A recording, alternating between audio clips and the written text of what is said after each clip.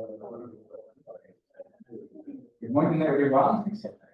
Welcome to this seminar in chemistry department, not in computer science, although there are many participants here from computer science and mathematics as well. So it's a great pleasure to introduce Professor Mike Glazer from Oxford University, who will talk about perovskites. Please, Mike. Thank you, Vitaly, and thank you for inviting me. It's a pleasure to come to Liverpool after many years. Can you hear me? Don't need a microphone. Okay. Perovskite. So this is going to be a somewhat a historical lecture, and but I hope there will be one or two new things towards the end if I have time. So it all started back in the 18th century with Gustav Rose, or 19th century, when the first crystal of perovskite was discovered in the Urals in Russia by Gustav Rose, a German mineralogist. And he decided to name the material in honor of the senior Russian mineralogist, Lev Perovskite. That's where it comes from. Okay, so let's begin with the next slide. So let me just begin by looking at how perovskites have been discussed since the beginning. So this is actually a plot of all the papers published which mention the word perovskite. It's very crude, but it gives you some idea of what is happening. So if we look at this,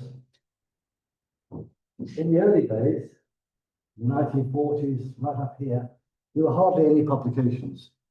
But 1969, that's where I started. So in those days, I could read every paper on perovskites without any problem.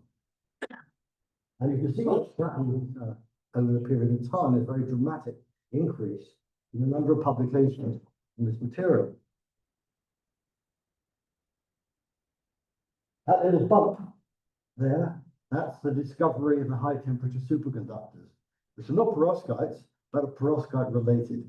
And that caused a huge increase in the number of publications. Everybody wanted a paper on high TC superconductors. But then you see this remarkable rise ever since.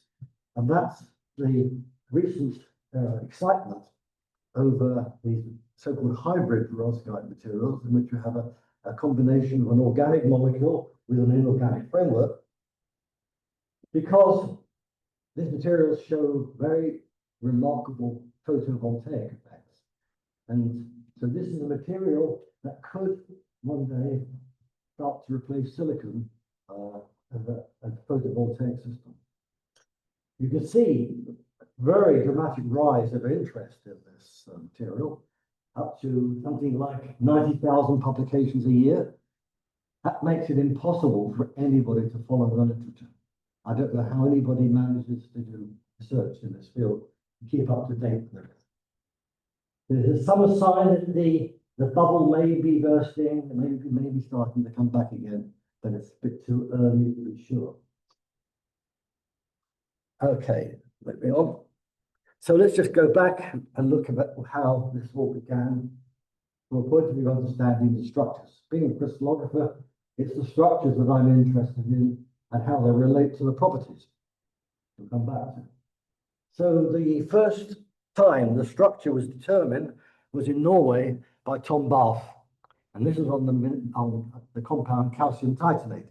The original perovskite was essentially calcium titanate. And he was working as a student of Victor Moritz Goldschmidt in Norway, who came up with this famous formula, which is everybody in perovskite business uses, so-called Goldschmidt tolerance factor. And this quantity based purely on geometry and the idea that the ions in this material are, well, the atoms in these are ionic. And you can see at the bottom some rough criteria. If the T is equal to 1, you have a stable cubic perovskite. And if T is less than 1, you have a suggestion that you're going to get distortions from a non-cubic structure involving the central ion in the unit cell. And depending on how you define the unit cell, which is something I'm going to come back to. And then the A cation in the formula, if it is relatively large, it leads to distortions of a non-cubic structure as well, and that's when T is greater than 1. And that's a rough rule, it works reasonably well. This paper, published in 1943 in Hungary, in the middle of the war. It's a remarkable paper, being overlooked by almost everybody.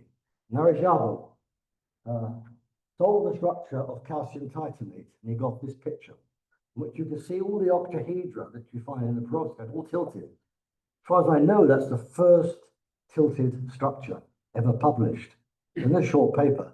And considering when he was working, to get to that, just remarkable. No computers, anything like that. He found that. And I think that really he deserves a badge of honor for having done that. That's really the first complicated perovskite structure that was solved. Now, I want to say something about how we choose our origin. When we're looking at structures, you have to consider the choice of origin that you're going to use to specify all the positions of the atoms in the unit cell. In the perovskites, there are two cases that one uses. So I've called it option 1 and option 2 here. Later on, I'll call it option A and option B in a minute for reasons. It will become clear. So on the option 1, you can see the coordinates that the A cation is a half, a half, a half, which puts it in the center of the unit cell. And then the B cation, 0, 0, 0, goes onto the corner of the cubic unit cell. That's one choice that's used. The other choice is to put the A cation on the origin of the unit cell, and then the B cation in the middle of the unit cell. Now you can use either, that doesn't matter. Although I have some reasons to favor one over another, but in practice you don't have to do that, you can choose any one. But in what's going to follow later on, that choice of origin is important in how you interpret some of the results in publications. So look at this. So this is a case of option B. I call it option B now, where we put the B cation on the origin. And when you do that, you look around it, you see that the B cation is inside an octahedron of anions. And furthermore, these octahedra are joined at their corners in an infinite framework. It's a very simple type of structure. That is the fundamental cubic structure, usually the high temperature phase of perovskites. This is what you get if you choose A as the origin, and then you see that the origin appears in the middle units, and you kind of lose sense of it being corner linked in all directions. So why I don't favor this particular choice, but you can if you want, and many authors do. Because if you think about the origin of the unit cell of those green atoms and ask what's around there, then you get a much more complicated situation. The coordination around that ion is 12-fold coordinated, and that gets complicated. You get something like that. That would be where you see the structure with the A cation at the origin. That would be the natural way of seeing it. And that is why, personally, I don't use that choice of origin in things I've done. These crystals, perovskite is cubic, but it can very readily change into small variations of that phase. So it's what we call pseudo-symmetric, and it has a number of distortions that we can invoke. For example, we can take the cations and we can displace them up and down, left and right. We can do that in a couple of ways. If we do all the cations in one direction, we get a polar structure. If they go anti-parallel, we get an antipolar structure. And that has consequences on the physical properties of these two. The archetypal example of this is barium titanate. Very important material. It's used as a dielectric material. In fact, on all our electric circuits, all the capacitors we have contain barium titanate to this day. It's an important material. And the structure of this was sold by Helen McGaw, I'll come to in a minute, back in 1945. She was the first person to properly solve a perovskite structure, apart from Narajabo. Then the next thing you can do is what Narajabo found was that you could tilt the octahedra and get very complicated patterns. And that's another distortion mode that you can get. And then you can distort the octahedra themselves, and you can get so-called Young-Teller effects. A good example of that is potassium copper trifluoride. The copper is a Young-Teller ion. Those are the main changes you can get in these perovskite structures. But they're also, these materials show a high amount of disorder in the system. That's an important feature of these perovskites. The realization of that has come about quite slowly over the years. It was first spotted back in the 1970s in France by the Guinea group. We found all this kind of diffuse scattering in the diffraction pattern, and we're able to interpret that in terms of short-range order of the ions.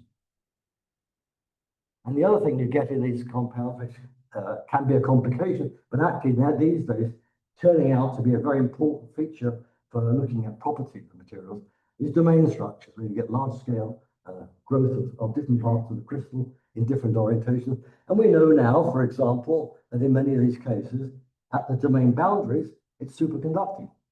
That was a great surprise, and that's now pretty well confirmed. So all this variation we get based on that cubic structure is very important. And because we can actually substitute all these ions with other ions, there's a huge number of different versions of the perovskite structure that we can make with all different sorts of properties. From Helen McGaw, so in 1969, I was working in the United States, and I went to the International Union of Crystallography Congress in Stony Brook. And there, Helen McGaw met me, and she pursued me around the conference because she wanted me to go and work for her. I didn't want to do this. I was too interested at that time in organic crystals. I didn't understand the inorganic crystals, didn't really want to work on them.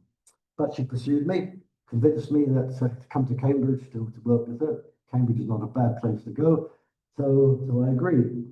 And there's a paper in 1945 on barium titanate, reference down there. On the left, you can see a model of some octahedral joined together. And one of the things that she was looking at was in lithium niobate, which is a kind of perovskite in a certain way. What happens when I take an octahedron and turn it? What happens to the others? And she was very concerned because she could show from just pure geometry that when you rotate the octahedra about that axis, the octahedra gets flattened slightly. So you distort the octahedra. Barium titanate, you see here a lot of phase transitions. These are the classic set of phase transitions. High temperature cubic phase, becomes tetragonal, in which the cations are displaced along the c-axis of the tetragonal cell. And that's a first order phase transition, nearly second order. And then it goes down to an orthorhombic phase. Now the cations are displaced along the face diagonal, along the 110 direction. Again, it's polar. And then further down, it becomes rhombohedral, where the displacements are all along the 111 direction, along the threefold axis of rhombohedral system. So it's a well-characterized system, it's been much studied, and up until the 1960s, almost every paper on perovskite was on this stuff. Everybody was interested in barium titanate. So when I went to Cambridge, Helen had already been working on this material, sodium niobate. And it's a complicated material, one of the most complicated of the perovskites. And bear in mind, she didn't use computers, there were no calculators, no electronic calculators, anything like that. All you had was pieces of paper and logarithm tables and so on. And she had some experiments done by Lefkowitz and Łukasiewicz, two assistants. And they came up with this diagram showing the variation of the unit cell, pseudo-cubic unit cell dimension as a function of temperature. And you can see it's very complicated. There are 7 different phases that this material goes through as you change the temperature. This is the problem that she addressed to me that I had to try. She wanted me to improve on this. So I invented a special type of X-ray camera in which the crystal was inside a little tiny furnace and programmed and had a program to change the temperature in steps and at the same time to move the film in the camera in steps. And there was a screen to isolate just part of the diffraction pattern. So what you see here, some spots, and that's a function of temperature, and you can see the phase transitions coming out when you look at this. This here is complete backscattering. This is done right at the backscattering position, which is the most sensitive position to see these very, very small changes. So this point here is approximately 180 degrees from the beam. So we're looking really very close in order to see these little distortions. So it's effectively tracing out that phase diagram at function temperature. And from that, I've got the diagram on the left. We could identify all of these phases quite nicely. But let's just look at that top one called T2. That's a tetragonal structure. And when I looked at that, I discovered that that structure is one in which the octahedra are rotated or tilted about one axis. And as you go along that axis, all the octahedra are tilted in phase. The group theory on that at the time, using the symbols that were available at that time, this came out as M3. I'm going to come back to this labeling of representations. So this was M3, and it started me thinking, what would happen in any other direction? What would happen with all of them, any direction? Can we generalize that? This is another aspect that we did. On the left-hand side, we see the strain in here that's with possibly as the unit cell dimensions change, we're looking at the changes in the unit cell dimensions. So it's a kind of strain effect as a function of temperature. And then on the right, we can see the optical birefringence do it up there. And you see it kind of follows. And that just indicates that one example of how we can get at the properties of materials from the structure. The birefringence is proportional more or less to the strain. And so even in this complicated system, we can go quite a long way. Okay, so this is the result of thinking about what would happen if we had tilt of the octahedra in all directions. And the way I did it was to say, let's have tilting of the octahedron about each axis A, B, and C, each axis separately. How many different ways can we do that? And you end up with 10 different patterns that you can create. They're shown there. So, for example, where is it? Bottom right, we have the cubic one, no tilts. And then up here, we have my M3 one, the one that I found. And then there's another one here, which I'll come to in a minute, where the octahedra are tilted in antiphase as you go along the axis. One thing that nobody seems to have realized is that tilting about 3 mutually perpendicular axes is non-commutative. So what you get depends on the order in which you do it. However, because the tilt angles are generally small in perovskites, just a few degrees, then that difference you can't really see much that difference. When you do X-ray diffraction, this is simulated powder diffraction, you see at the top set series of peaks, that's the cubic phase, and then if you tilt the octahedra in a particular way, what you see, it generates other little peaks in here. Where is it? One there, for example, here and so on. And those little extra peaks tell you about the tilting of the octahedra. And so one of the things I did is I wrote a paper on which I could show that by looking at the indices of those extra peaks, you can get a pretty good idea what sort of tilting systems you've got there. When I added into the tilt system also the magnitude of the angles, there were 23 different ways. However, it was shown by Howard and Stokes that if you take into account which are symmetry inequivalent, then it comes down to a smaller number, and you can produce this kind of diagram. This is known as the Bennigsen tree of the Bennigsen, and you can see the different phase transitions starting from at the top, the cubic untilted structure, then a whole row of others. You can see other cubic ones and so on, and down you keep going all the way down. So this actually works pretty well. You can find second order, first order phase transitions. One of the ones that I found, which surprised me, I didn't expect it, was that one on the left, A plus, A plus, A plus. And that means tilting about each of the three axes, equal amounts, all in phase along those axes. That's what that notation means. And this is another cubic perovskite that I didn't even know existed. And I did actually find one or two examples at the time, but nobody had commented on it. So going back to looking at the structures, so looking at option B, we put the V cation on the origin. So we get this kind of picture where we have the corner-linked octahedra and the unit cell that is effectively doubles every time we tilt an octahedron in that plane. And then if we look on option A and look at it naturally with the A cat of the origin, what you see, what you're driven to see is that you get these distorted octahedra, rather like the Antello effects. Yeah, that would be a natural way of doing it. I mean, had we started perovskite research early in a different way with option A, we were probably talking about it with that right-hand diagram. Maybe not with these octahedra.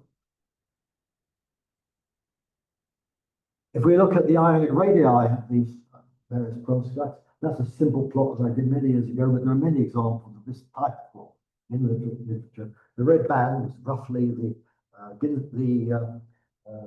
Goldschmidt criterion, and above that we tend to have untilted structures, and below that we have tilted structures. So, for example, barium titanate on there, you can see BATI up there, is way away from that line, so you're never going to get tilted octahedra in there. And compounds which are close to that line, they start to have tilts, and if you change their composition, you can go from untilted to tilted structure. So by studying this, I can predict pretty well which materials are going to be tilted, which are not. It works pretty well.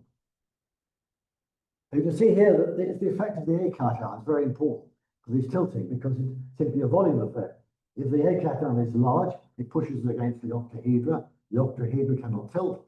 And if the A cation is small, then the octahedra can tilt. It's a very simple, mechanistic view of what's going on, but it actually is reasonably true.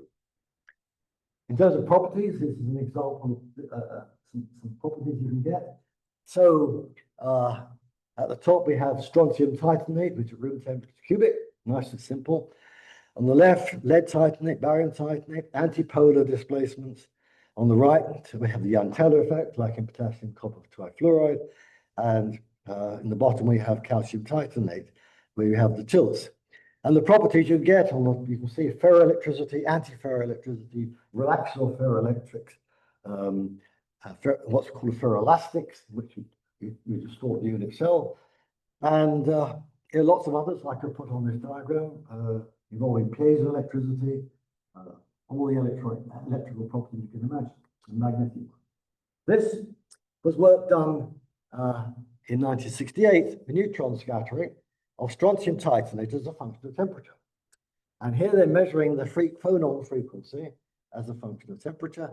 And you can see a phase transition of about 110 Kelvin on there. This material structurally is simply a tilted structure. All the octahedra are tilted about one axis, but in antiphase along that axis. This material is probably the most studied structural phase transition ever. Everybody was interested in it at the time. And there was a lot of argument at the time about the physics of this, because people were arguing that what you're getting at this transition is what they call critical effect, which is something which is occurs. Essentially, it's like a quantum mechanical effect. You've got this displacements within displacements, and it's dynamic and so on. The big argument about this critical effect. Other people argued, no, it's a straightforward, we call mean field effect, in which that's all doesn't occur, just straightforward. I was always in favor of the second case, and this is an example of our work on birefringence as a function of temperature and strontium titanate. And you see you get a straight line, and according to mean field theory, then birefringence is proportional to the square of the tilt angle line. And that's what you see here. So that's what we consider evidence for it. Now I get on to the very important material that's wasted a lot of my life on, PZT, lead zirconate titanate, probably the world's most important piezoelectric ceramic material. Phase diagram in 1971 on the left showed different phases. On the right, there is a tetragonal phase, which is ferroelectric, which means it's polar. The cations are displaced along the c-axis altogether. And then on the left, we have two rhombohedral phases. The bottom one is one in which we have tilted octahedra, at the same time displaced cations along the body diagonal of the cube. And then above that, we have another rhombohedral phase where we've lost the tilts, but still retain these cation displacements. And then there's a complicated orthorhombic phase on the left-hand side, as people today are still trying to study and getting very excited about. That line down the middle was called the morphotropic phase boundary, MPB. And this was where the piezoelectric activity of this material rises to a maximum. And that's where the commercial PZT material is made around there. So when you buy a piezoelectric actuator or something like that, that's where it comes from there. Problem is, why? What's happening there? And so there's been a lot of interest in what's actually happening at this MPB to explain this piezo activity, because then if we can explain that, we could go and think about how we can modify it. And this has resulted in a lot of publications on people trying to find MPBs in different perovskite systems with limited success. So this is some work that we did. I just want to explain this diagram on the left. So that's a stereographic projection. And the points on there represent the displacement directions of the lead atom. It's the most important atom that's giving rise to the property. So that point, get there, in the center, marked T, is the lead atoms going towards you. And it's T because it's tetragonal, produces a tetragonal structure.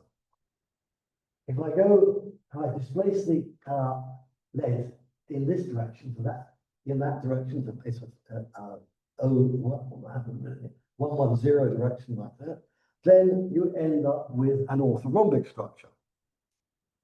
That line there is a mirror. So all those points there are on the mirror. So we see on the mirror there that's the displacement of the lead towards the 111 direction, and it makes it rhombohedral. And then in between, we have two others. We see a MA and MB. Those are structures which have a single mirror plane. So they are monoclinic systems. And the MA and MB, those are labels theoreticians came up with from first principles, two sorts of monoclinic phase. But you see, really, the two monoclinic phases are simply very similar. It's just a question of which side of R the displacements are. On the right-hand side, then, our work using neutron diffraction, we're able to modify this phase diagram to some extent, and we found evidence that here, the two monoclinic phases exist there, MA and MB. So let's go back. Yeah, let's just go back to this thing. I forgot this. what happens in the MPB, a very important paper by Beatrice Nahida came out in 1999, looking at this line and found the monoclinic phase from there. And this is a very important one because it meant that the lead atom can rotate in there. And so the so-called rotation polarization theory was produced by the theoreticians. What is missed is, while there's a very sharp boundary between that monoclinic phase and this tetragonal phase, nobody ever found a boundary between that and the rhombohedral phase. And that was one of the things I think we were able to explain. So this is a model we published when we looked at our neutron powder diffraction data. And I calculated the angle of displacement of the lead from its rhombohedral position. I didn't expect to get anything sensible, because those of us who work in powder diffraction know that you have to be very careful and not trust some of the minor details in the refinements. So I was surprised, because what I got was that curve. Oops.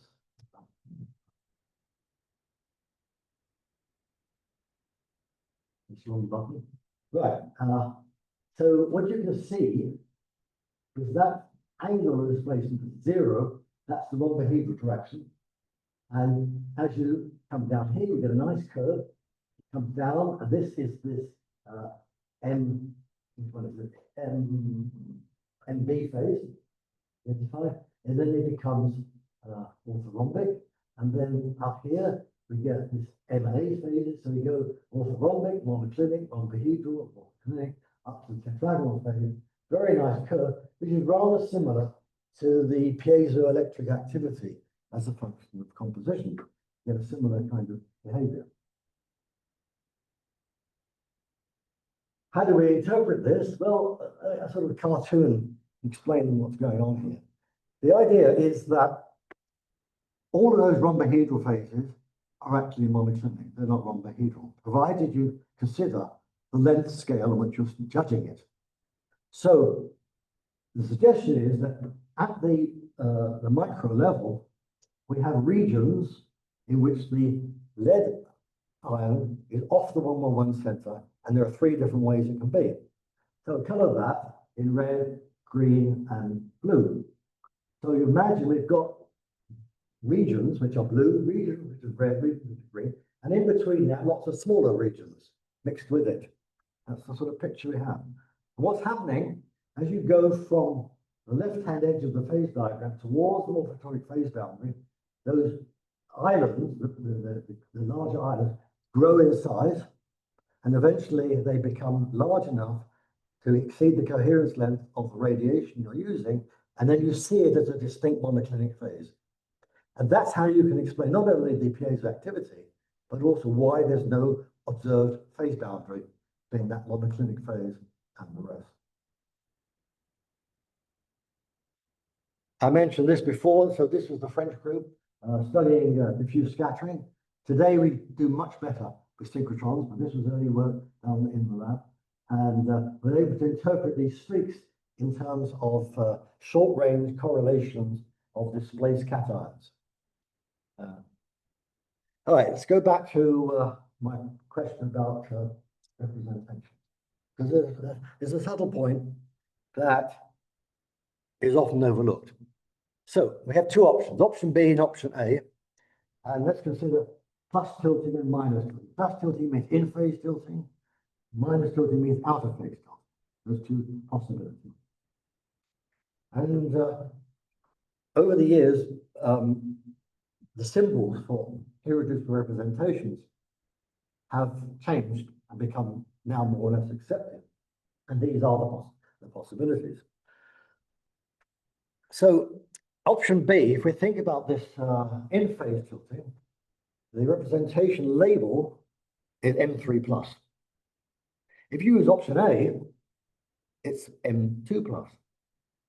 You can see now that in anything you publish about these distortions in terms of group theory, you have to be careful to specify what origin you are, because you can have either possibly M3 or M3 plus or M2 plus.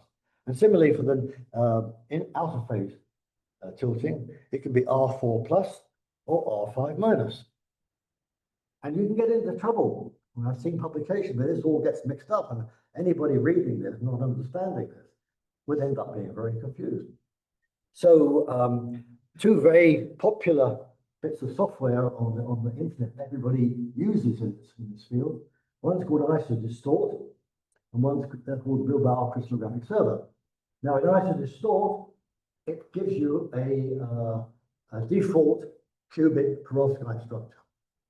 And it's a structure choosing option B cation on the corners. And you go through there, you can choose wave vectors, look at the Brunner zone, and choose various parts of the Brunner zone, and decompose that into a set of different irreducible representations, which represent the different sorts of distortions that this crystal can undergo. Very popular program. Everybody in this business interested in phase transitions and properties uses IsoDistort. So IsoDistort then gives for these plus tilts M3 plus, for the minus tilt R4 plus. But the other program is Bilbao Crystallographic Server, has a program called Amplimodes in there, which does basically the same thing as an IsoDistort. However, their default structure chooses option A. So what happens if you use that? You get these two symbols on the right. So you can see that this is an area where there's possible confusion. And I have seen papers where an author has clearly chosen, say, option A to describe their structure, but has actually used M3 plus and R4 plus because everybody in that field does it. They just copy it through without understanding that the symbol or the representation depends on your choice of origin when you're looking at modes on the zone boundary. So looking at that in a little bit more detail, on the left, we have potassium copper trifluoride, and on the right, sodium niobate as an example. So this is option B, B cation at the origin. So the B cation on the origin unit cell, M3 plus on the right, tilted octahedra. And all the octahedra coming towards you are tilted in the same way. On the left, we have these distorted octahedra, and you see these alternating elongations, vertical and horizontal pattern. And that's really an example of a Young-Teller effect. And its representation is M2 plus. So if you're writing a paper on this stuff, and if you're going to talk about representations, one needs to know which of these we're dealing with. Oops, come back. So this is an example from the paper, which they've used the Bilbao server using the default structure in the server. And there's a whole series of different distortions they put together, and with all of the various representations labeled. You can see on this is the cubic phase. So this is a cation on the origin here, gives you the octahedra in the center of the cell. And then when you do the group theory analysis, you then find this one, which is my tortoise structure in phase. It now comes out, it's now labeled N2 plus. And over on the right, we have this one, which is the M3 plus. And then there's some other various distortions that you can have there. So this is the example of how, if you're not careful, you could specify the wrong representation when discussing the theory of this. And that's an important thing to note. So this is something I see quite often in the literature. So where do we go from here? What's the future? Well, there are thousands of possibilities of new perovskites. There are papers published on this. There's a lot of work now going on in trying to predict all kinds of new materials. We were discussing some of that yesterday in our meeting. Yeah, one has to be very careful because most of the things that are predicted are either wrong or already exist. So it's turning out to be really quite a difficult problem to predict new materials. But we do know that perovskites you can substitute very easily. You can make solid solution, all kinds of things. It opens a huge range of different materials. But this one is one that's attracted my attention, and not many people are working in this area. This looks like a perovskite. It's Prussian blue. Here the octahedra are carbon octahedra. And in the centers of the octahedra, you have iron atoms. And then the A cation, if you like, one in the center of the cell, each cell, is oxygen. And we have nitrogen also here. The difference between this and a perovskite, instead of the octahedra joined at their corners, making an infinite framework, it's a little organic group, some carbon nitrogen in there, cyanide group in there. So these octahedra are not directly connected, but are linked. And that means you can tilt and rotate these octahedra just the same way as in the perovskite. And so there is current work being done now, not a lot, but there are people doing that, studying this material, because it has all of the same sorts of properties that perovskites do. And it's a field that so far has not really been plundered. I think, a future in this sort of material. And you can see all the kinds of tilting structures that you can get, very complicated things. So you can tilt the octahedra, and then you can displace the octahedra sideways and make other sorts of shapes. And all these are found in reality. So there's a huge number of variations of that material based on that perovskite concept. And I'll just finish with this one. So this is work by Hanna Boström in Sweden. She did her PhD in Oxford, and she's been working on, she's the person who probably knows most about these sorts of structures. And you can see a picture of one of them on the left. So that's, what is it? N-methyl hydrogen, manganese, whatever that, I think HCOO, I forgot my chemistry. But a complicated material, but it shows all of these sort of tilts and that you see in perovskites, and you can see there clearly the different linkages between the octahedra. And on the right-hand side, there's a list there of some of the ones that they've found, and these are all polar, which means that they all have electrical properties, and it's yet to be studied properly. So I would think that people working in this field, last week I was in Poland at the European meeting of ferroelectricity, and I showed this because this is completely untouched by them, and it's an area that these people really should be working in, because there's going to be a huge number of new physical properties based on this, in my view. So I think that's one possibility of the future of this field. So I hope I've given you some idea of the range of possibilities in this material, why it's important, and that there is still a lot to be done, and we're going to see lots of new properties in the future. So thank you very much.